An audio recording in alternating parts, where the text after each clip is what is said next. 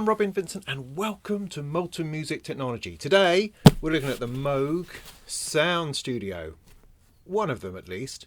Now Moog Music have put together two spectacular, gorgeous and creative bundles that include two of their little semi-modular synthesizers. In one bundle you get the subharmonicon and the DFAM. In the other bundle, which is this one here, you get the Mother-32 and the DFAM. But not only that, you also get a little sort of headphone amplifier, patch cables, bits and pieces, cardboard cutout, groovy things in order to give you the entire Moog Sound Studio experience.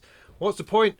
Well, I don't know. I mean, I'm assuming that the point is to put together two of their things to give you a greater music making opportunity and to help people who don't really know how to start to get a little bit further in. Because let's face it, playing with like a single synth is great. That's fun. That's awesome. We like to do that. But it's even better when it has some friends.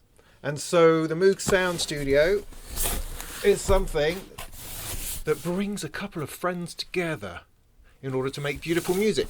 Now Moog have sent this to me in order to do a review for gearnews.com, but I thought, why not take the opportunity to also do a video about how easy or how quickly can you go from the entire box to actually making music.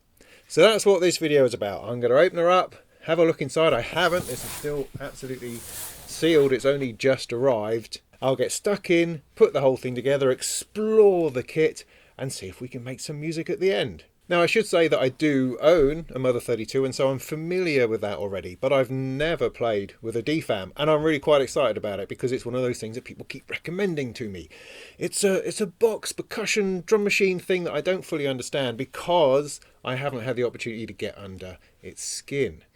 And so that is going to be interesting because, again, my assumption is that perhaps you're going to be a beginner at this. And so the last thing you need to see is some kind of expert telling you how just simple it is. What you need is someone like me stumbling into all the sorts of things you might stumble into and flapping about to see how easily it is to make any kind of decent noise. So that's what I'm hoping to emulate in this video. Yeah? So enough chat from me. I'll do plenty during the rest of it, I imagine. But let's get this beautiful box opened and get our mitts on what's inside. Alright, seems to open here. Let's have a look.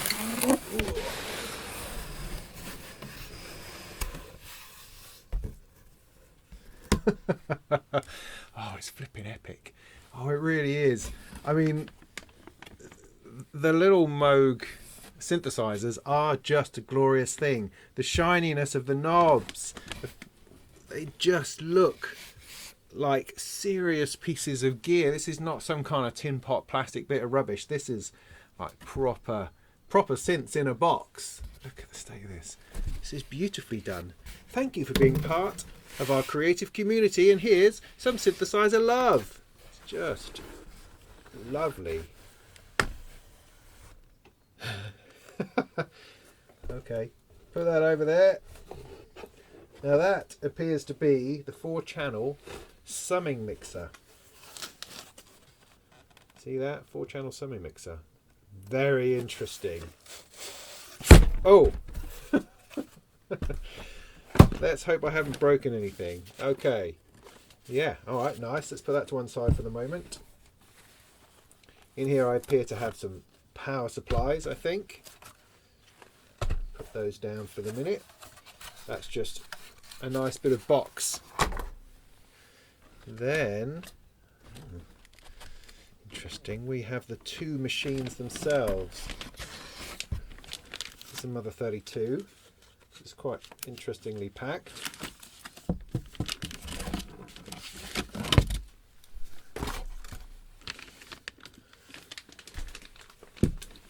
Oh, nice. It's a bag of bits.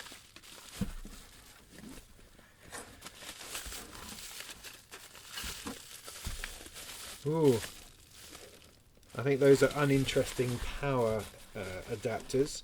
Bit of a poster, cables, down, and then here I have the DFAM.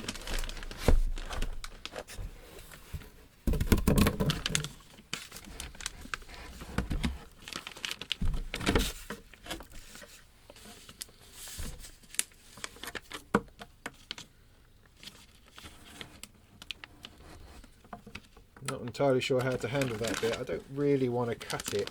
Just want to be able to slip it off if I can. Because, you know, this is like on loan, so I'm going to have to send it back at some point.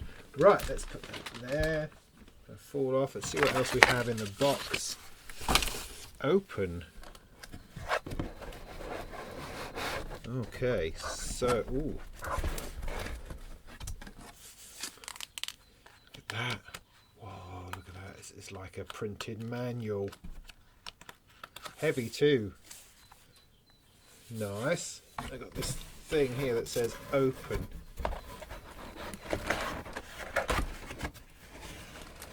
Some more cables, some screws. Is this coming out further? It is. Feels heavy. Oh, right. I think I might know why. Ah!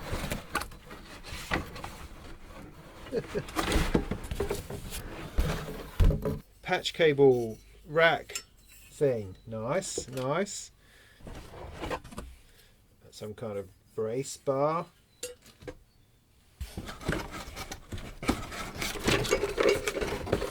There's something else in here. Oh, a couple of brackets.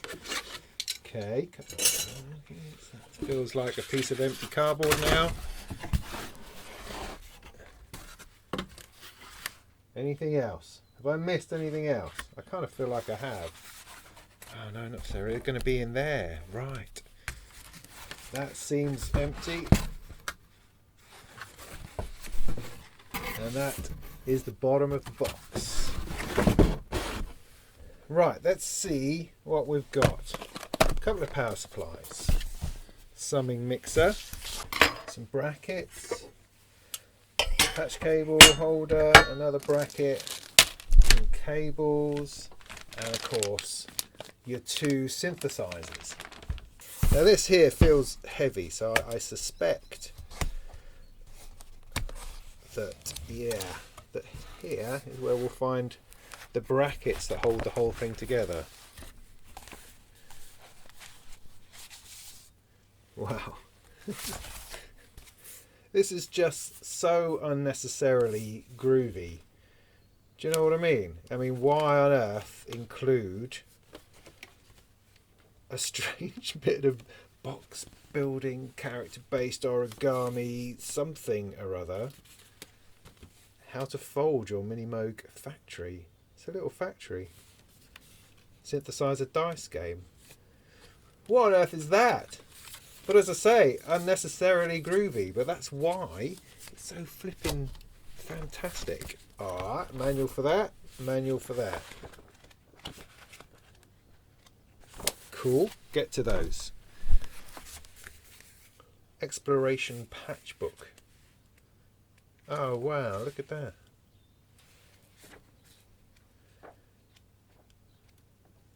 A whole bunch of patch examples. See, that's brilliant, because even if you haven't got a clue what you're doing, you can follow the instructions and hopefully get some sound out. Nice. Right, so need instructions. What to do, how to tackle it. This is an awesome poster.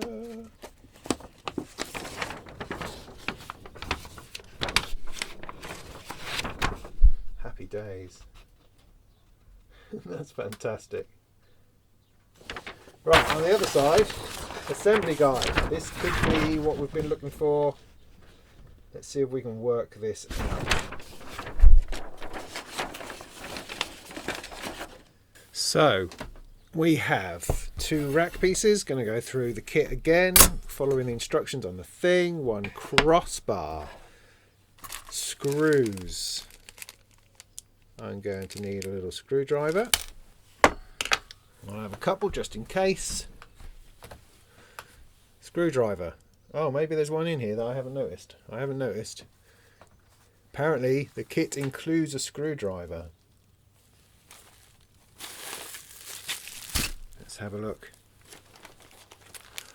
Dice. How ace is that? Patch cables. Tools. I've got a Moog screwdriver, and one of those little things that you've no idea what it is it's supposed to do, but that's cool to have that. So yeah, no, away with my non-Moog screwdrivers. I'm going to stick to the real McCoy. Excellent. What else is in my little happy bag? Instrument index. More artwork, postcards, bits and pieces, I think. I don't know. I'll look at that in a bit. Right, where were we? Washers, rubber feet, they all seem to be in here. Mounting brackets, patch cable, tines. Tines, that's an interesting thing to call it. Step 4? What? Step 1. Step 1, okay. Begin by removing the 4 large pan screws of the wooden side pieces located along the edges of the front panel, 2 per side, on both units. Place a washer on each of these 8 screws and set them aside. 2 lower screws should not be removed. Right, so straight into the business then. Here's the DFAM.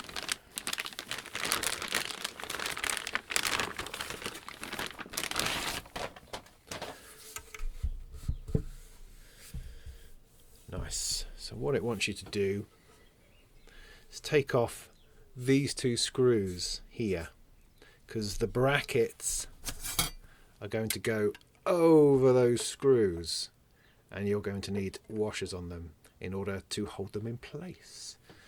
So that's the plan for that. I put all my bits in a little tin lid, like I know what I'm doing, so I don't lose them. So with my Moog screwdriver, which seems perhaps a little on the petite side for this kind of operation, right, they want a washer on it and they want them set aside.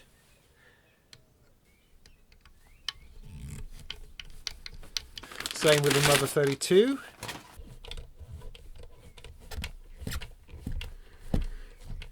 Okay, all screws removed. Cool. Stand both the DFAM and the Mother-32 on their left side. DFAM should be positioned as the upper unit. Attach one of the rack pieces, so on their left, like so.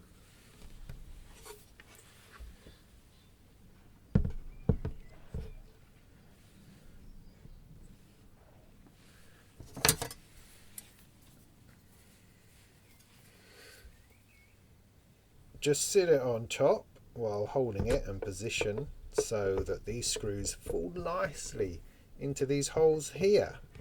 That's how it's going to be. DFAM at the top, Mother-32 at the bottom. This is the way round of having it. This is the flat side that's going to go on your desktop, and this is the back. You could potentially have it the other way up so it's a steeper rake, but no, I don't think that's what it's designed for. So it's designed to be this way around, I believe. Now it says to put 3 of the screws back in and to leave this one at the top of the DFAM free for now, because I imagine we're going to be putting the patch cable rack, tines thing, whatever it is, in there in a moment. Also, I wouldn't necessarily do these up too tight because I'm quite familiar with these racks, as I have a lot of Eurorack based in the 104 HP Moog case, which uses these brackets as well.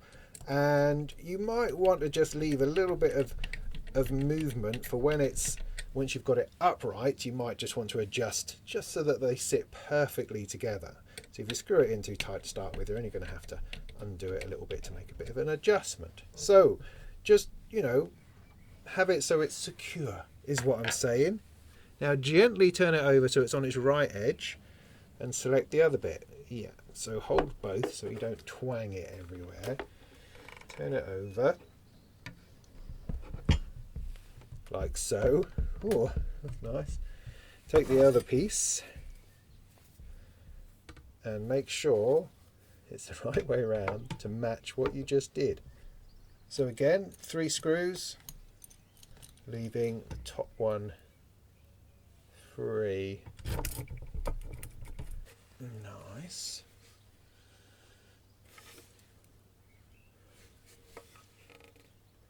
Yeah, a bit like that. A little adjustment might be needed because, as you see, this screw at this side isn't particularly lining up, so I'm going to have to just manipulate them a little bit to get them to fit perfectly. So, using two small panhead screws, I'm assuming it kind of means like Phillips, crosshead, that kind of thing. Attach rubber feet to the bottom of the crossbar. Right, onto the crossbar. Step 4 is over at the back there. Here's the crossbar. Now that's going to go up with the 2 going up and the 1 going along the bottom. So if I can show you on the side of here, it's going to be going in that orientation. So it's wanting us to put some feet on these bottom bits here.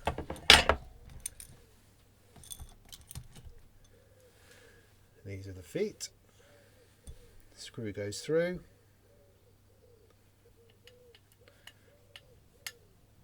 So as you screw that in, it pulls through and there's just the foot left. Okay, that's step 4, put the feet on. Right. Okay, step 5, using 3 screws, attach this to the back one way and then the other. Doesn't really matter which way you start.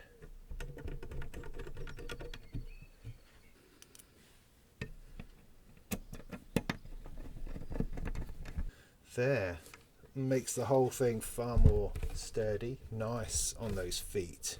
So now, step 6, attach the mounting brackets.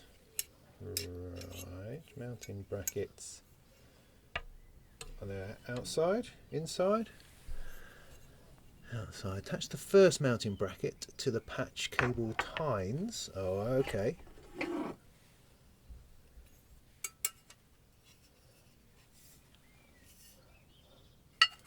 there seems to be one hole there on that side. Attach the first mounting bracket to the patch cable tines using 2 small screws. The outer screw uses the upper hole and the inner screw uses the lower hole, forming a diagonal pattern. Remember, the flanges, which is always a fantastic word, have to be pointing outwards. Right. So we're looking at this kind of arrangement. It wants the outside one to be top. Now the screws, because the screw thread is in the bracket, so the screws need to come in from the other side. Yeah, like so.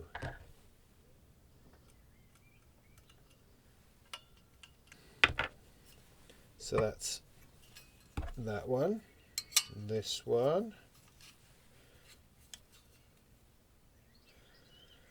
And then this last one again goes diagonally. So repeat with the second mounting bracket. Oh, well ahead of you there, mate. Well ahead of the air. They locate one of the 2 remaining screws. Oh, locate, where are they? I don't know. Oh, here they are. This screw will pass through the washer. Yeah. The mounting bracket. Yeah. And the side piece and will finally attach to the hole that was removed in step 1. So this is going through here. Oh, is it slightly bigger? Yes, it is slightly bigger. So it goes on the outside. And we need to line that up. Oh, it's a little bit further back there. Put that in.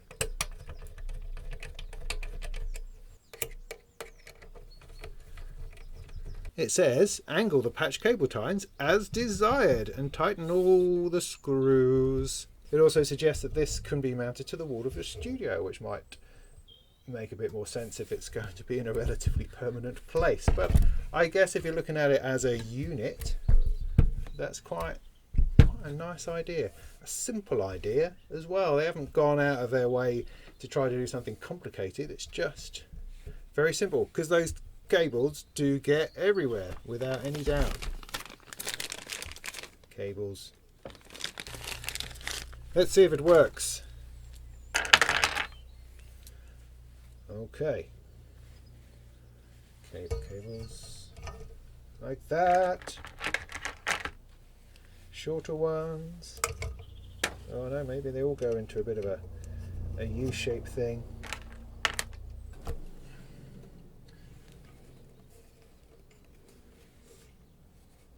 Groovy. So we put all this together. So what happens now? Well, now over to this bit, talking about the little amp, the little mixer and power. So it says, following the unpacking and inspection guidelines in the Mother-32 and DFAM manuals, before plugging in to a properly wired AC outlet, set your assembled bundle on a table or flat surface. You'll need 2/4-inch cables included, an amplifier, speaker or headphones with a 1/4 connection not included. The summing mixer included has its own power supply, 3 barrel-to-barrel connectors for distributing power to the DFAM, Mother-32 and any other Moog semi-modular synthesizer. The power supplies included allow you to run the synths independently. Right, so we might not actually need these. We might have everything we need in here, because that would be pretty ace, I have to say. So in this little box we get a completely adorable little mixer.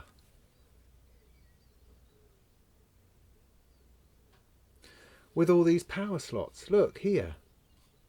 Brilliant. I didn't know that. I didn't know that at all. Now it says that you've got mono or stereo. You've got a little, what's that, a belt hook?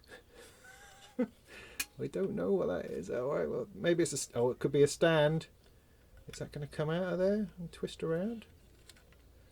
Should I be more careful? Probably.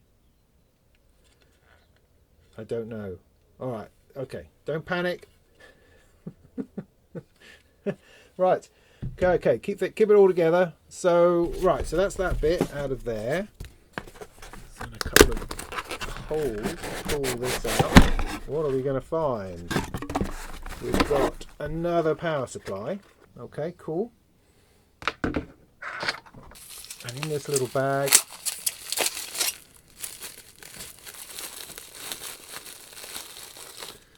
I've got 3 power cables. Excellent. So take the power supply, plug it in somewhere. Take the power supply and plug it into the in jack on the summing mixer. So that means this one here. Ooh, get a light immediately. Next, take one of the barrel-to-barrel connectors and plug one end into the DFAM power and the other end into the through port. So the power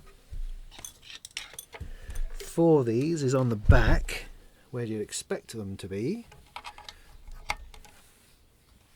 So that then goes into there. Do the same for the Mother-32.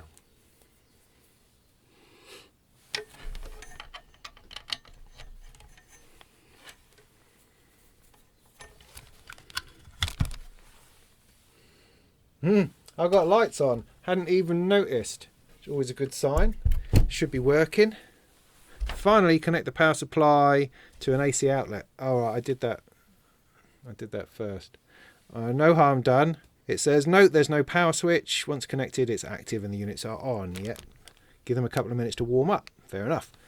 Audio. So, tip, turning the volume knobs and on the summing mixer all the way down. Volume down, down. Okay. 1. Plug one end of the instrument cables. So we got these in the box as well. 2 of plug one into the DFAM audio output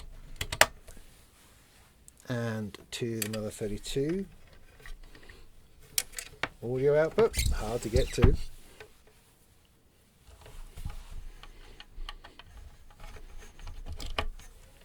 And connect them to the open input jacks on the summing mixer. Do we go 1 and 2? Or it's suggesting on the front here that you've got kind of stereo input 1 and 2 and stereo input 3 and 4. There's a little switch on the back to change whether it's 1 and 2 mono or stereo. And because the output of both of these is mono, I'm just going to stick it to 1 and 2 being mono. And that way I can use those two together. And if I do happen to have something else to play along with it, I can stick it in 3 and 4. That seems sensible to me. Okay, so connect it to something that makes sound. I've got that here, I think. Right, got a little headphone cable adapter thing that's going to go to my main system. That's all turned down. That plugs into there. Okay. So it says raise the volume of the summing mixer first, then raise the volume of the Mother-32 and the DFAM to achieve the correct balance. Okay, I haven't quite worked out how these all sit with each other yet. I'm just going to turn this around so you can see it a little bit. Have this hanging out untidily to the side. So, see, the thing is, with these things, it's kind of more than just turning the volume up. You've got to do something. And you might also find that the filter is down.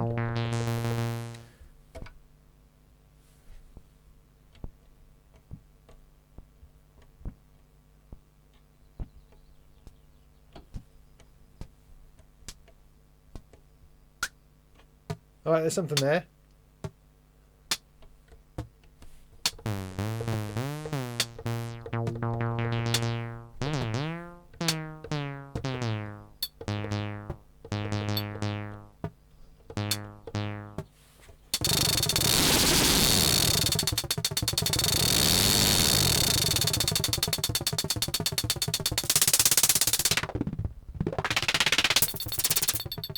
We're already making sound.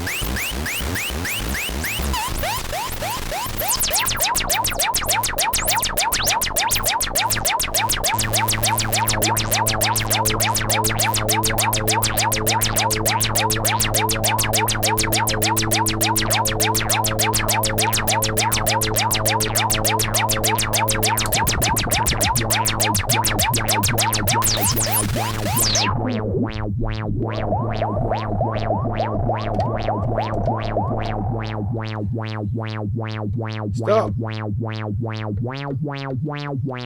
Okay. There we are. We're making music. We're making music already. So there we go. That was the build from box to actually making some kind of noise. Now let's see if we can work out exactly how those bits are supposed to go together. So let's see if my poster tells us anything more. So the summing mixer is an integral part. It's a multi-channel mixer power distribution module that combines the output to the DFAM and Mother-32 into a single audio signal that can be sent to headphones or an amplifier. Also provides power, which is totally genius, I have to say. And the through jack can even provide power to an additional one, yes. 4 mono inputs are provided. Internal switching allows 1 and 2 to be combined into a single, and 3 and 4 the same. The spring clip is designed to hold the summing mixer securely to the crossbar shown in the illustration. There we go. The clip can also be folded forward to create a secure stand on a flat surface. So if you can see here, see the way that's clipping onto the back there, which kind of makes it more difficult to access, but does keep it nice and tidy. out of the way. Because, I mean, really, once it's set, you don't really need to adjust it, I don't think, because you've got volume on both of these that you can always use. So, let's see if I can work that out. So this folds itself into here.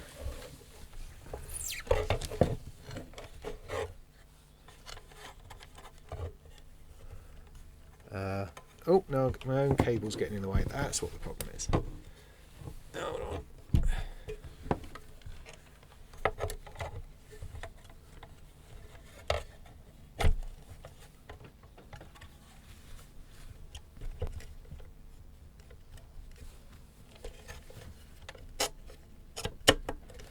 Okay. Like that, I guess. It's a little bit springy, but that's alright. That holds it against its own feet. That's plugged in nicely. These cables are more or less out of the way. Patch cable's still working. I can turn that around like so. I've now got a little working sound studio.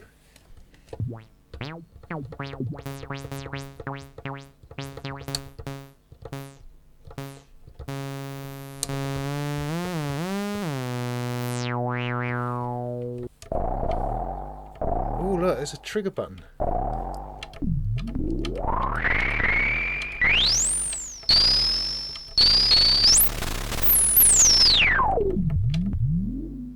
Now I don't know the DFAM at all. I mean, I know of it. I know the marketing. I've written about what its features are, perhaps, but I was kind of expecting it just to do drum sounds, whereas it's got two VCOs in there, which seem to, make proper synth noises, which is very interesting.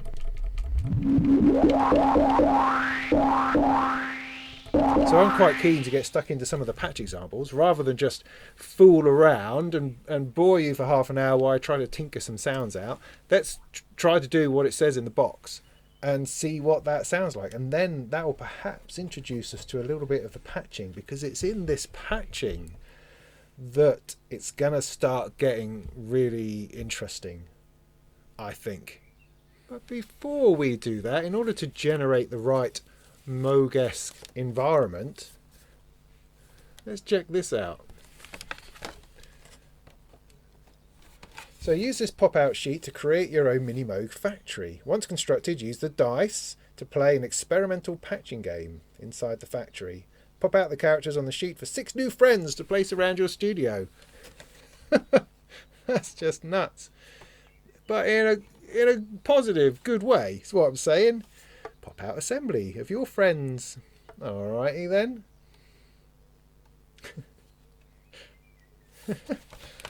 Well, it just makes you smile. I mean, what else can you say, really? Is it stupid? Possibly. But it makes you smile. And what on earth is the harm in that? None that I can see. I think all synthesizers should come up with little pop-out studios.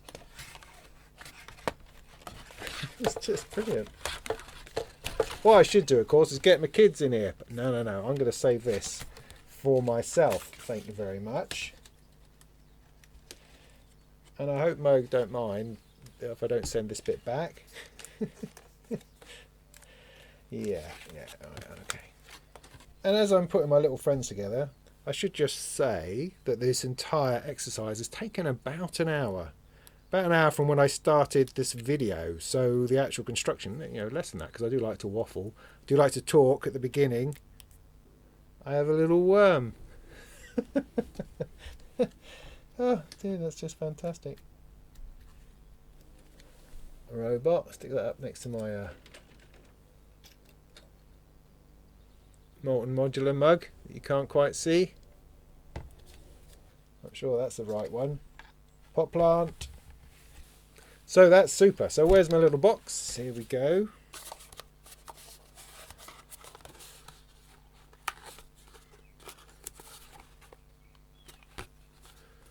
Synthesizer dice game. Match your synthesizer's knobs, switches and patch locations to the jumping off point preset in your exploration patchbook.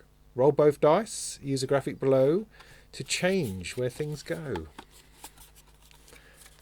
That is superb. I love that. Love that a lot. 2 dice, they can pop in there, thank you. So, use that in a minute. In the meantime, me and my friends, let's have a look in our patchbook.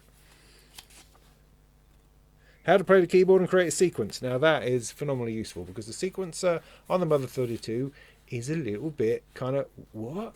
So yeah, really helpful. Thank you. Play the keyboard. How to create a sequence on the DFAM. Great. So there's a whole stack of lessons in here on how to get things working. Wow.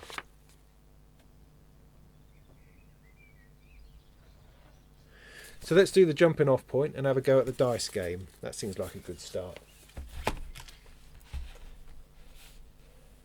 Right.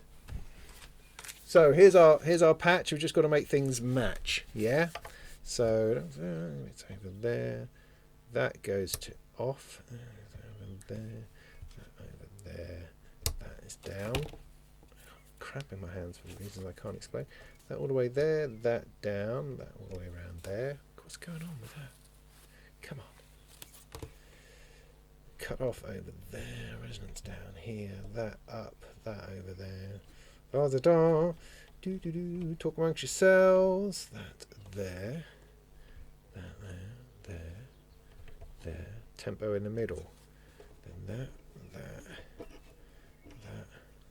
That. That. That. That.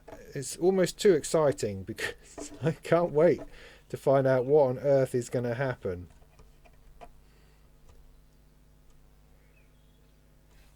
Now the Mother-32, so frequency in the middle somewhere, that up, that in the middle, mix all the way to the left, cut off to there,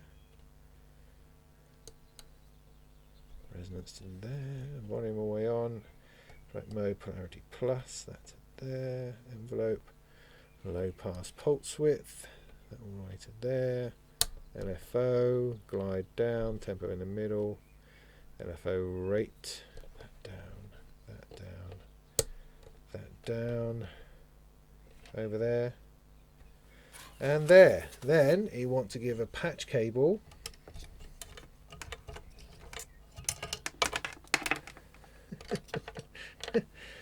oh dear, let's use some colourful patch cables. I'm going to use a patch cable from gate to advanced clock, and from noise level to pitch. They go in so solidly. It doesn't even move when you do it. I think that's right. Okay, confirm the assigned output on the Mother-32 is set to function 2 clock. What? The what? Lesson 5. This is the default setting. Okay, good. Don't need to worry about it. That's the default setting. Because there's the assignable one, which is what this is using here on the Mother-32, is through some miraculous button presses. You can change it to be different things. I tend to use that as like a sample and hold random output. But it says that by default it's set to clock, and that's what it needs to be. So that's good. Create a sequence on the Mother-32. Press run stop on the DFAM and press run stop on the Mother-32. Right, so I'm going to have to go back and work out how to do a sequence quick. So lesson, what was it? Lesson 1? Lesson 1. Play the keyboard. That's nice. So that's a nice patch to even start with. Hold shift to show you're in keyboard mode, which I think I am. Shift and keyboard. Clear the sequence. Rest, shift, pattern. Whoop, that's cleared. 2, enable record. Shift, record. Flashing. enter notes, finish recording, begin playback.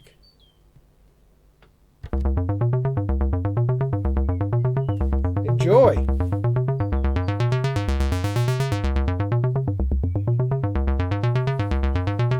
Okay, back to our jumping off point.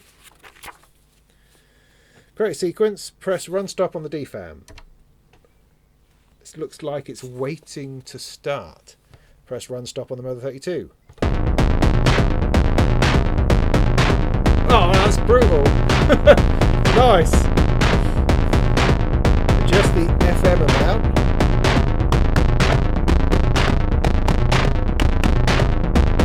On the kick drum. And adjust the mod amount on that. Cool. Just going to take the DFAM down a little bit, I think.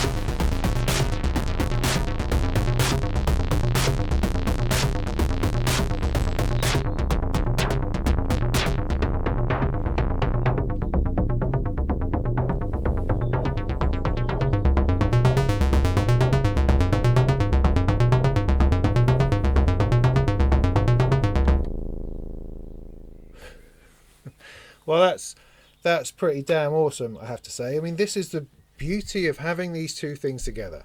I mean, the Mother-32 was the first semi-modular synthesizer that I got before getting into modular. And I enjoyed it and I loved it and I spent time with it and I played with it and I got noises out. But it always wanted to have something else. You were going to run it through effects, you were going to run it with your laptop running other synthesizers and bits and pieces. While it was interesting to play with by itself, that's not where you wanted to stay. You always wanted to find something else to bring in with it. The next obvious step from having a bass line is having a little drum machine.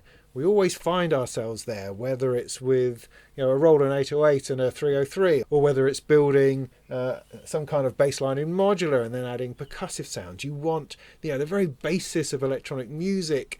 What we relate to very quickly in techno style stuff is that bass line, is that filter and that percussion building on that. And this is what you have here. I mean, the amount of possibilities has just exploded exponentially because, first of all, you've got two things to play with, but it's the combination of the two which is really pulling you in to explore, because this is fantastic and this is fantastic. So you're not going to get bored.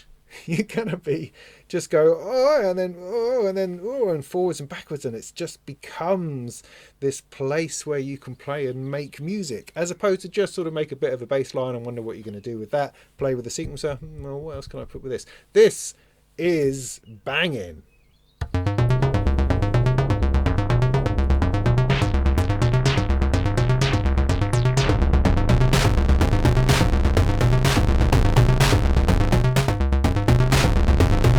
It is really very interesting, the volume disparity between the two, and that's not because there's a disparity, it's because as soon as you start adding resonance, you have this drop in level. I mean, many synthesizers, many modules compensate for that when going through the filter. The Moog doesn't tend to. So as soon as you start winding out that resonance, the sound overall drops, it starts to disappear. So there's a little bit of balancing required depending on what you're doing. So when we kicked it off to start with, the DFAM was very loud compared to the Moog because resonance is up a bit on here. So look, you know, the Mother-32 is there, you just can't hear it. But if I bring that resonance down, it starts to come out.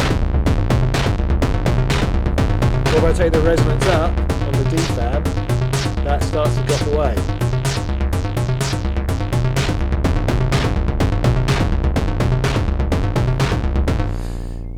Interesting, eh? Right, so onto the dice game. So what it says, match your synthesizer knobs and switches with the jumping off point. Did that. Roll both dice inside the Mini Moog factory. Use a graphic below to patch your synthesizers based on the numbers you roll and where each dice lands inside the box. Black is output, white is input. Right, let's give it a go. Oh, right. So that says 6. So what have we got to do? Pitch. Oh, output to input. So I'm going to be patching this together. Right, gotcha. So let's take another patch cable. So I'm patching 4, which is VCO linear in on the Mother-32, to 6, which is pitch on the DFAM. So I'm assuming I'm going to have to take that one out. So that goes in there. What difference does it make? Who knows?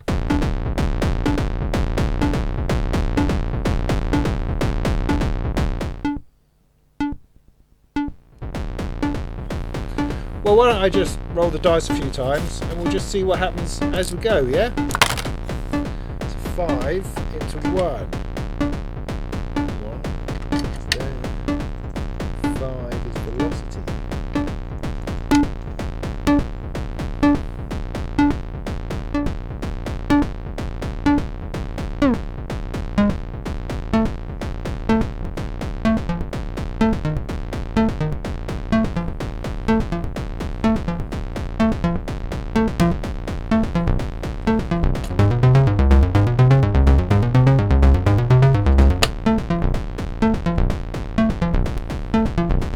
Alright, something else I didn't notice is that in the box it tells you whether you're doing the thing on the DFAM or the Mother-32. You see, there's another whole factor there that I hadn't anticipated. So it's 6 on the DFAM in this case, which is that one, to 2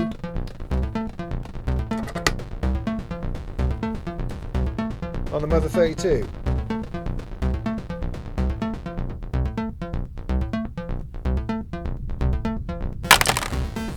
Two and 5.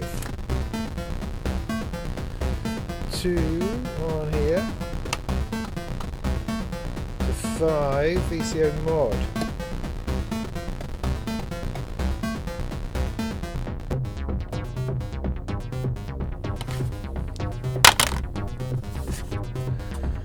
One and 6.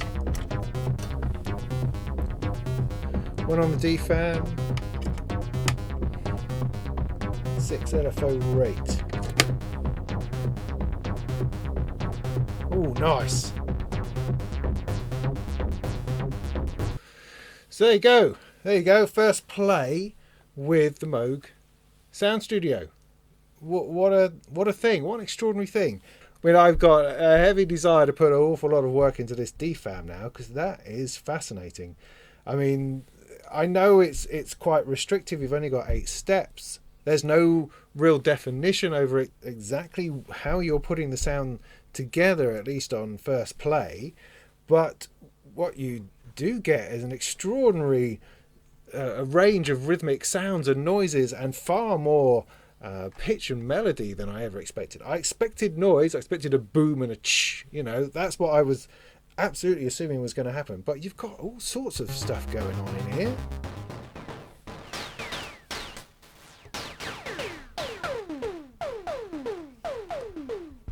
What a brilliant thing. I mean, I think it's a great idea. I think the Moog have really hit upon what's great about these little semi-modular synths that they've been putting out, that they work just brilliantly together, that they enjoy one another's company. The way you can patch them together just brings a whole other thing out of it. You start moving through different things. As I'm working on here, this is doing different things. As I'm rolling the dice, what a brilliant idea.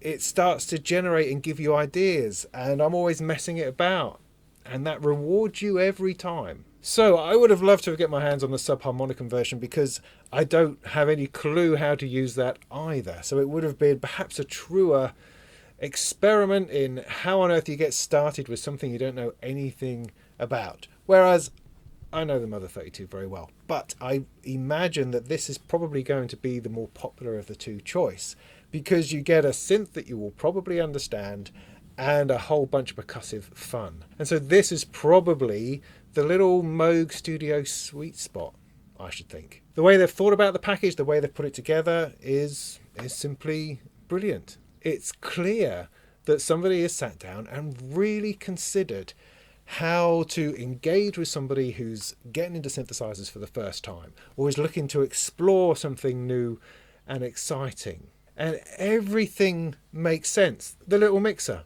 perfect.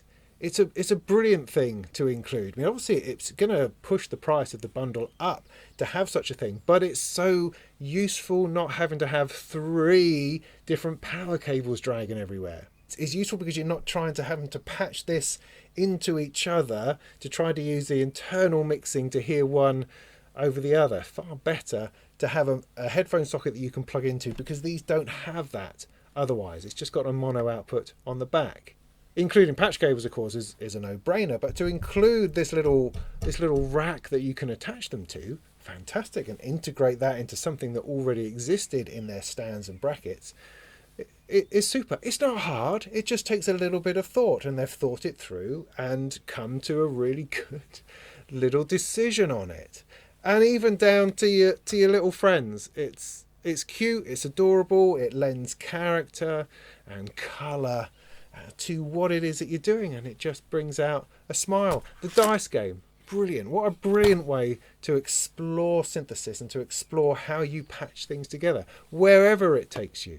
And the detail in the documentation, in the book, in the patch notes, they just flipping aced it.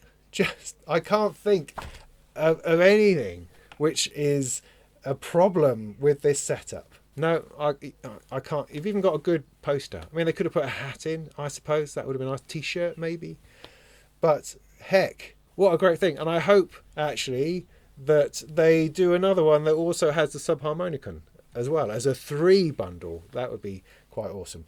It makes me want to build on this. I could sit at this and play with it for hours before even venturing out into other things. But it does reignite that interest in these little Moog semi-modulars, which are often a starting point for a leap into modular and then perhaps get left behind. Whereas Moog is saying, don't leave it behind. This, combined with its companions, with its brothers and sisters within the same field, makes an extraordinary little synthesizer electronic music making space. So I've just come back with a couple more thoughts. I went off and I wrote my Gear News review, and I've been working on the video editing and that sort of thing, and other thoughts have been flowing through my head, and I've been thinking about it a little bit more, and I thought I would share some of those thoughts, because perhaps the one thing that needs to be spoken about, that needs to be thought about, is the value for money aspect. Now, I know throughout this video I've been effusing about the Moog Mother-32 and the DFAM. I've enjoyed it. It's given me a great, enormous amount of pleasure playing with this, figuring it out. I'm enjoying all of the creativity and all the lovely stuff that comes with the whole Moog lifestyle, I guess, because I see it as something aspirational, something out of reach.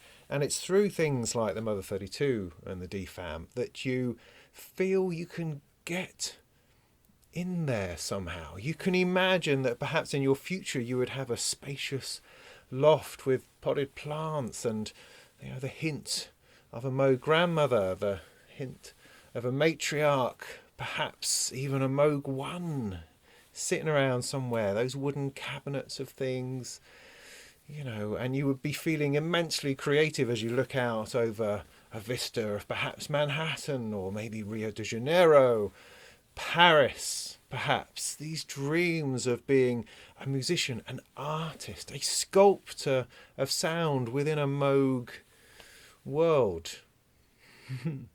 And this whole thing down to the box absolutely radiates that idea that you are becoming part of that world, that elite world of proper synthesizers by a proper company doing proper things, and you are now part of that. And that's very attractive. That's very exciting. It's very enlivening, inspirational, and all those sorts of things. But is it actually worth it? Is it superfluous? Is it illusionary? Delusionary? Does this really elevate a bunch of electronics to such an extent that you feel happy about parting with a lot more money than you would for other bits of gear? It's that question.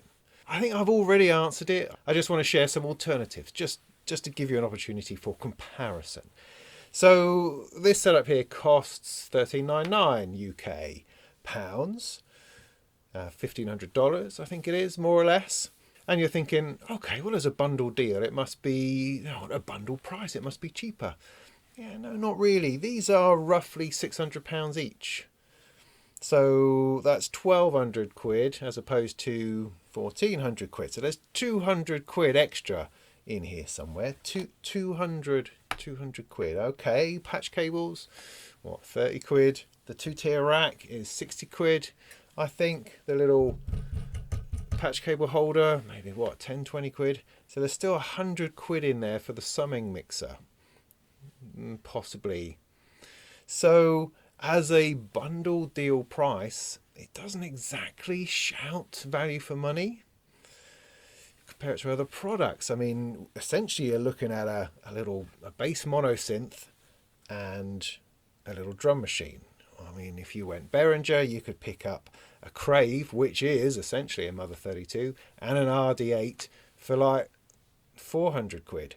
Or a Model D, which is essentially a mini Moog, and the RD8, for instance, for more like 500 quid. Push it to 600 quid, you could pick up a Drum Brute and a Microfreak from Arturia. That's like half the price of this. So what do we make of that? Is it because Moog is such a premium brand? Is that worth so much more that we're willing to pay twice as much for a similar sound? Yeah.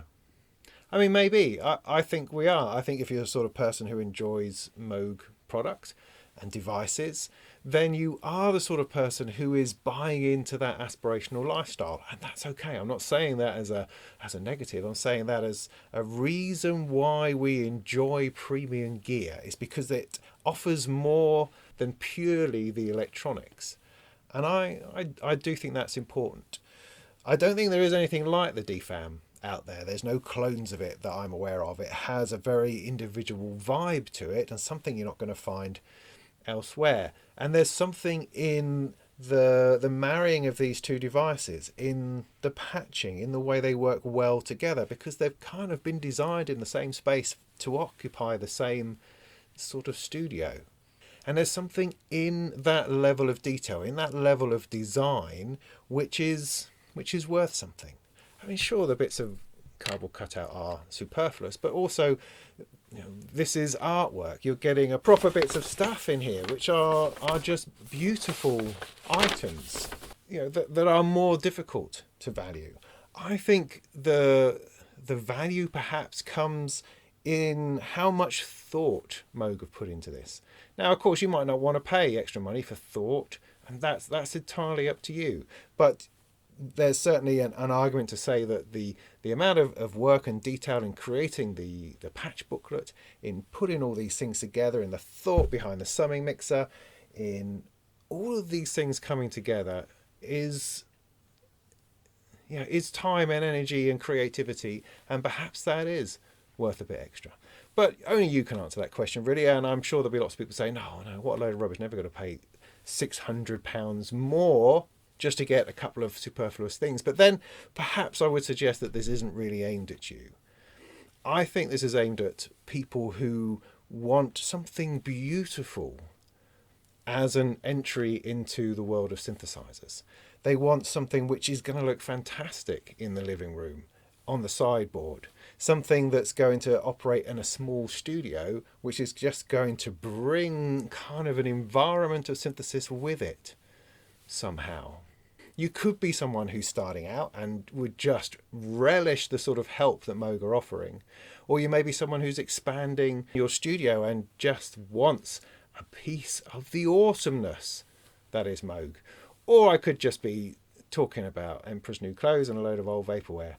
Who knows? Like I say, that's your decision. But there's no doubt that putting these two things together, and the other package as well, the subharmonicon on the DFAM, is a brilliant idea. It's fabulously executed, elegant, brilliant, and sounds flipping awesome.